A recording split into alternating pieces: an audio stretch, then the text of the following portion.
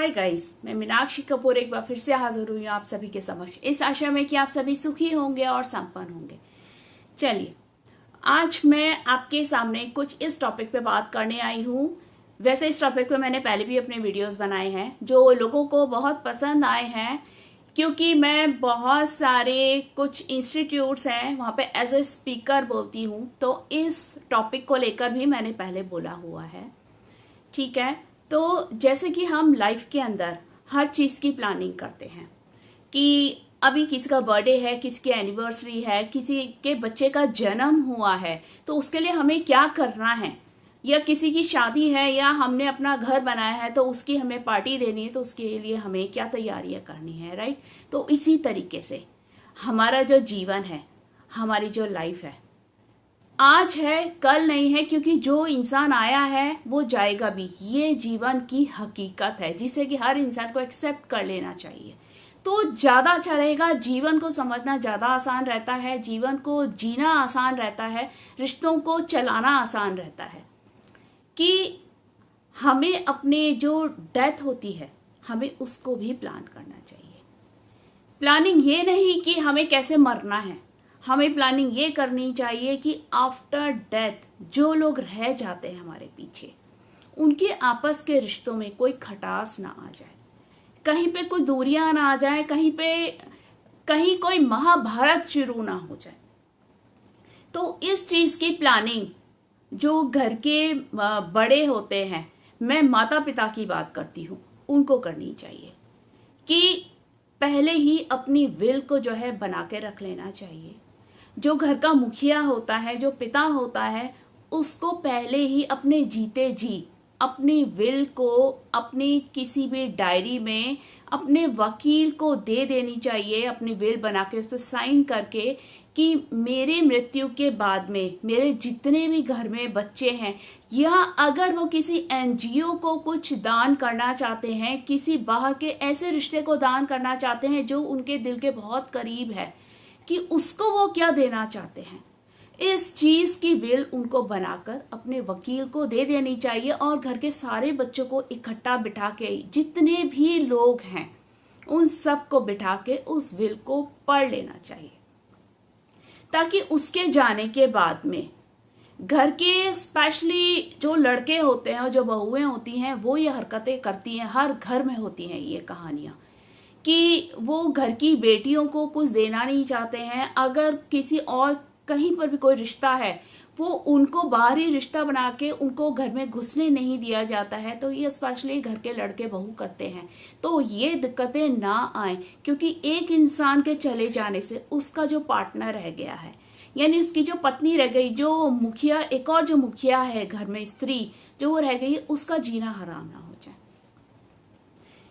तो उसको ये सारी चीज़ें करनी चाहिए, उनको बता देना चाहिए कि मेरी मृत्यु के बाद में ये चीज़ होगी। और सबसे ऊपर, अगर किसी इंसान की, घर के मुखिया की जब मृत्यु होती है, तो उसको अपना सबसे पहली जो प्रायोरिटी देनी चाहिए उसकी पत्नी को देनी चाहिए, ताकि बच्चे ये ना समझे कि अब तो हम ही मुखिया हैं, अब ये जो माँ रह गई है अब ये तो हमारे टुकड़ों पे पलेगी। और फिर घर की बहुएं उनको अपने हिसाब से चलाने की कोशिश करें और फिर उनको इतना मजबूर कर दे कि वो घर छोड़ के जाने पे राजी हो जाएं, या वो ये सोचे कि काश मैं भी अपने पति के साथ चली गई होती। तो ये चीज़ें ना हो, इसके लिए विल बनाना बहुत ज़रूरी होती है और अपनी डेथ की प्लानिंग करना ज़रूरी होता है, क्योंकि ये लाइफ प्रैक्टिकल है। हमारी मृत्यु जो है ये प्रैक्टिकल है, ये हकीकत है। जन्म होना हकीकत नहीं है, क्योंकि हम जीने के लिए पैदा नहीं होते, हम मरने के लिए पैदा होते हैं। कि जो चीज़ बनी है वो जाएगी भी। इसी तरीके से घर की जो एक स्त्री होती है, स्त्री का जो धन होता है, उसके गहने, उसके कपड़े, उससे रिलेटेड जो भी चीज़ें या घर का कोई सामान, वो जिसको देना चाहती है वो अपनी मर्जी से दे सकती है। वो उसका अधिकार है उसके ऊपर, वो उसकी प्रॉपर्टी है। इसमें किसी भी बेटी का या बहू का या बेटे का या दामाद का, इनमें से किसी का भी कोई लेना देना नहीं होता है कि वो अपना हक जताएं। वो ये बोले कि हाँ, मम्मी की ये ज्वेलरी तो मेरी है, मम्मी के कपड़े तो मेरे हैं, मम्मी का वो सामान मेरा है। बहुएं बोले कि इस पे हक मेरा है, मैं बहू हूँ घर की। क्योंकि जिस समय घर की जिम्मेदारी उठाने की बात आती है तो यही बहुएं आंखें दिखाती हैं, लेकिन जब किसी की उसकी सास की मृत्यु हो जाती है तो सबसे पहले हक जताने भी वही बहुएं आ जाती हैं, और घर की जो बेटियां होती हैं उनको सड़क पर लाके खड़ा कर दिया जाता है। ये बोल दिया जाता है कि तुम्हारा कोई अधिकार नहीं है, तुम्हारा कोई हक नहीं है यहाँ पे। तो ये सारी चीज़ें ना हो, इसके लिए घर की जो मुखिया होती है एक स्त्री, उसको अपने जीते जी अपनी हर चीज़ का बंटवारा अपने हिसाब से कर देना चाहिए, और सबके दिमाग में ये चीज़ डाल देनी चाहिए कि ये होने वाला है, लेकिन जब तक मैं हूँ इसको मैं यूज़ करूँगी, लेकिन मेरे मृत्यु के बाद में ये चीज़ इसकी है, ये चीज़ उसकी है। घर के लोगों के सामने, वकील के सामने ये चीज़ होनी चाहिए। ये होती है एक डेथ की प्लानिंग, और ये ज़रूरी है, क्योंकि चाहे स्टेटस हाई हो या लो हो, सेलिब्रिटीज़ हो या कोई भी लो स्टैंडर्ड के लोग हो, मिडिल क्लास फैमिलीज हो, चाहे कोई भी हो, हर इंसान जाता है, और हर इंसान के जाने के बाद में घर में महाभारत छिड़ती ही छिड़ती है। महाभारत तो आई तो एक युग में थी, लेकिन वो तो हर रोज दोहराई जाती है लोगों के घरों में। तो ये चीजें ना हो, तो इसकी जिम्मेदारी माता पिता की ही होती है। जिस तरीके से उनकी जब औलादें पैदा होती हैं, जब उनके बच्चे पैदा होते हैं, तो उनको पहले दिन में गोदी में उठाने से लेकर और आते हैं लाइफ में, तब तक उनकी शादियां नहीं हो जाती हैं, तब तक जैसे जिम्मेदारी माता पिता की होती है, ऐसे ही उनके मृत्यु के बाद क्या होगा घर के अंदर, इसकी जिम्मेदारी भी माता पिता की ही होनी चाहिए। और जितने भी बच्चे हैं उनको इस चीज़ को एक्सेप्ट करना चाहिए, क्योंकि माता पिता ने अगर आपको कोई चीज़ दी है तो ये तो आपके लिए एक प्लस पॉइंट है, ये आपके लिए एडिशन हो रहा है। आपको इस काबिल बना दिया है कि आप अपने दम पे, अपने बल पे खड़े रह सकें। आपको तो ये करना चाहिए, बच्चों को तो ये करना चाहिए कि माता पिता के जाने के बाद में उनकी जो चीज़ें हैं, बड़े बड़े लोगों के तो म्यूजियम्स बनाई जाती हैं, उनकी चीज़ें तो राजे महाराजाओं की आज तक पता नहीं कितनी पुरानी सदियों से वो चीज़ें रखी गई हैं म्यूजियम में। तो क्या अपने माता पिता के नाम पर एक घर के अंदर एक छोटा सा म्यूजियम नहीं बना सकते? क्या माता पिता को आप जिंदा नहीं रख सकते हैं अपने ख्यालों में, अपने विचारों में, अपनी चीज़ों में, अपने प्यार में? क्या उनकी प्रॉपर्टी के पीछे लड़ाई झगड़ा करना प्यार होता है? वो नहीं होता है।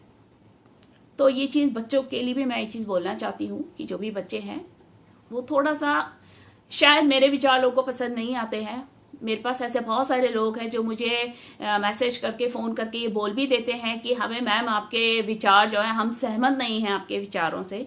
लेकिन कोई बात नहीं है, 99.9% लोग मेरे को अप्रिशिएट करते हैं, 99.9% लोग मेरे से जो है मोटिवेट होते हैं, और मैं पर्सनली लोगों को जो है फ़ोन पर मोटिवेट करती भी हूँ। बहुत सारे ऐसे डिप्रेशन के मेरे ऐसे क्लोज वंस हैं, मेरे फ्रेंड्स हैं, जिनके की लाइफ में बहुत सारी प्रॉब्लम्स हुई हैं, और उनको मैं उन चीज़ों से बाहर निकालती भी हूँ। और बाय द गॉड ग्रेस मैंने उनकी लाइफ में 1% ही सही मैं कुछ उनकी हेल्प कर पाई हूँ।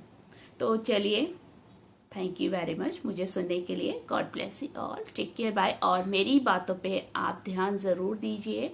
जो भी माता पिता मुझे इस समय सुन रहे हैं वो भी ध्यान दीजिए कि आपके घर में कोई महाभारत ना छिड़ जाए, इसका ध्यान रखना आपका काम है। और जो बहू, बेटे, बेटियां या दामाद मुझे सुन रहे हैं वो भी इस बात पे ध्यान दीजिए कि माता पिता की प्रॉपर्टी पे आपका हक नहीं होना चाहिए, माता पिता के दिल पर आपका हक होना चाहिए, उनके प्यार पे आपका हक होना चाहिए। गॉड ब्लेस यू और टेक केयर, बाय।